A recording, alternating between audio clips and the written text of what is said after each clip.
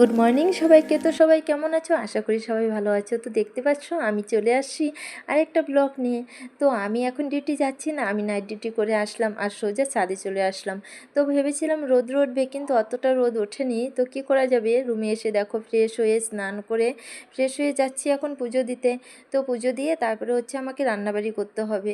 তো পুজো দিয়ে প্রসাদ খেয়ে দিন শুরু করার আনন্দ আর মনটা এতটা শান্তি, সেটা যারা করে শুধু তারাই মনে হয় বলতে পারবে, আর খুবই ভালো লাগে।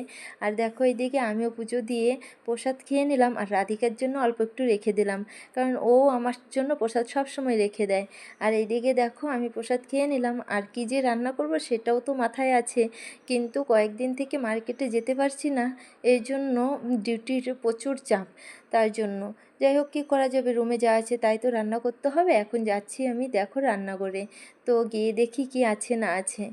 তো আবার বিকেলবেলা একটু মার্কেটে যাওয়ার কথা ছিল, কিন্তু এখন কি হবে সেটা বলতে পারছি না, কারণ ঘুম আমার ভাঙেই না, আর কন্টিনিউ নাইট ডিউটি চলছে তো এর জন্য।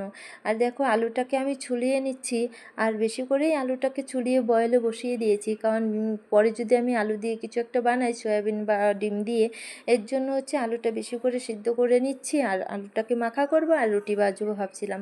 আর দেখো এদিকে রুটিও ভেজে রেখে দিলাম, আর আলুটাকে সে মাখা করে রাখলাম। তো ঘুমের থেকে উঠতে পারি না, এর জন্য অল্প একটু সবজিও বানিয়ে রাখছি পরের জন্য।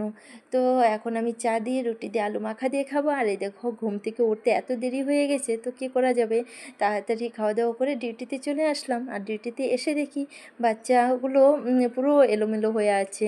তো কী করা যাবে, বাচ্চাগুলো নোংরা থাকলে আমার তো একদমই ভালো লাগে না, এর জন্য হ্যান্ড ওভার নিয়ে সবার আগে বাচ্চাদেরই কাজ করি। তো বাচ্চাদের কাজ করার পরে তারপরে ফাইলের কাজ করি। তো বন্ধুরা, আজকে আমার ভিডিওটা কেমন লাগলো, আমার ভিডিওটা আজকে এই পর্যন্তই। ভালো লাগলে অবশ্যই কমেন্ট, শেয়ার এবং সাবস্ক্রাইব করে আমার পাশে থাকবে। বাই, তোমরা সবাই ভালো থাকবে।